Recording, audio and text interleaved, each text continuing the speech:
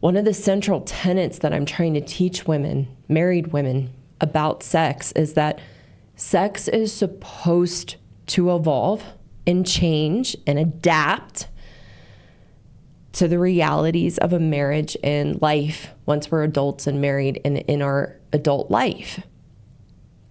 No one has ever taught us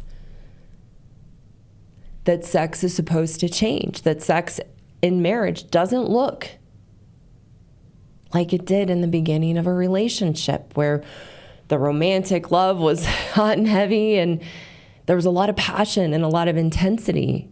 Unfortunately, the material that is out there to try to help women overcome their issues with sex is trying to get us to go back to where we were in the beginning and to reignite the passion and intensity in the bedroom that we had in the newness of the relationship. And teaching us that if it doesn't have that passion or desire or intensity, that there's something wrong with our sex life and something wrong in our marriage. So what I want to teach women and couples and the good men out there that maybe get lost in the myths as well, because we buy into these myths as a society, but helping women and helping married couples understand that sex is supposed to evolve. It's supposed to change. There's an evolution of sex after getting married. So we have to realize that the passion and intensity of sex that we had when the relationship was new is not sustainable. We have to find a way to recreate sex for ourselves other than what it gives us. We have to find ways to recreate sex for ourselves as women rather than what it gives us. That's our perspective, has always been, what are we going to get out of having sex? And for us as women, that was the marriage, the man, the kids, the family, the life, the fantasy that we imagined. We also looked to get out of sex a sense of feeling loved. I know for me, in my early experiences of sex, I wanted sex to make me feel loved. And I thought sex equated to love. I thought sex equated to a relationship and being wanted and desired. So as women, we have hidden agendas with what we can get out of sex.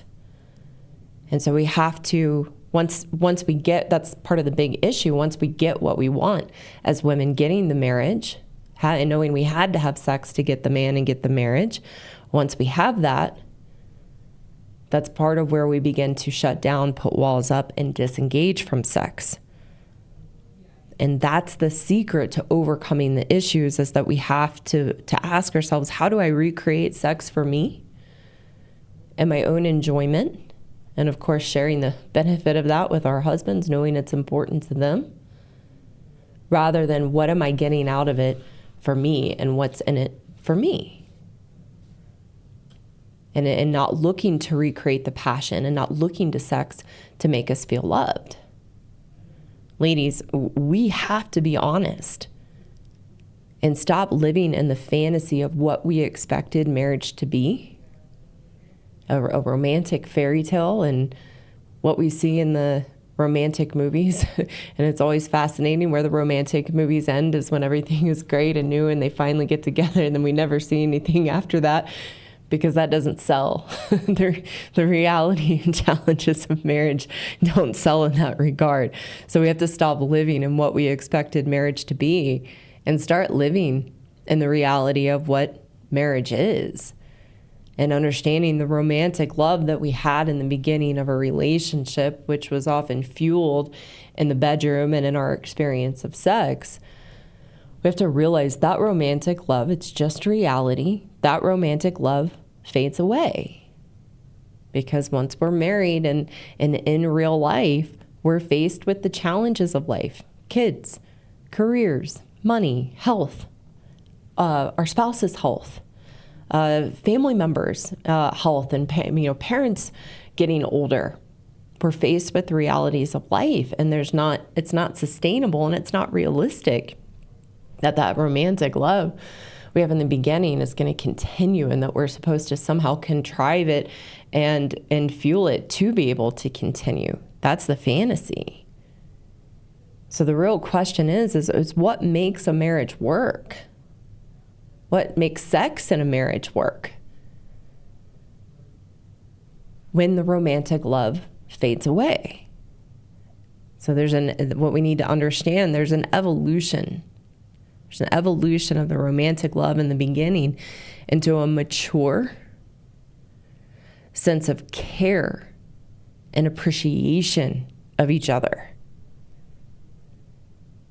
The other question becomes, if the romantic love fades away, that was fueling the passion and the intensity in the beginning of the relationship, how does sex need to evolve to be congruent with the realities of marriage?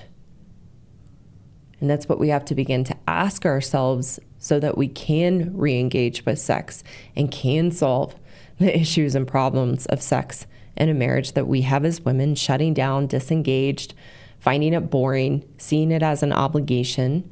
To overcome that, we have to redefine sex in a marriage. And one of the first steps in that is overcoming the myths that we have bought into, so we can make the bridge to evolve into what a healthy sex life looks like in a marriage.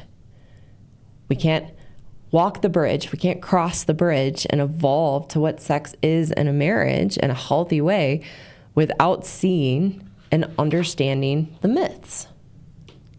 Because otherwise, the myths act as the unconscious barrier to the enjoyment of sex for women in a marriage.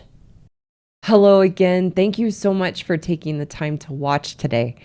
For those women listening who know you are the problem and you want a path forward to change your woman ways and truly be happy in yourself, I have a course for women called the Happiness Program. And the Happiness Program teaches you to resolve the unhealthy relationship you have with yourself so that you can be the solution to the issues and challenges in your marriage and your life.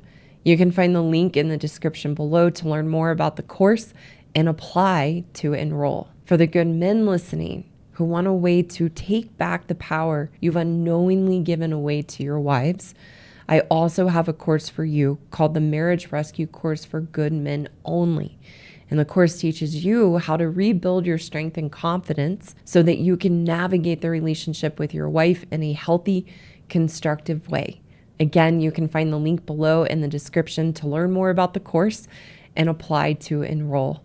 Again, thank you so much for watching today, and I look forward to seeing you again soon.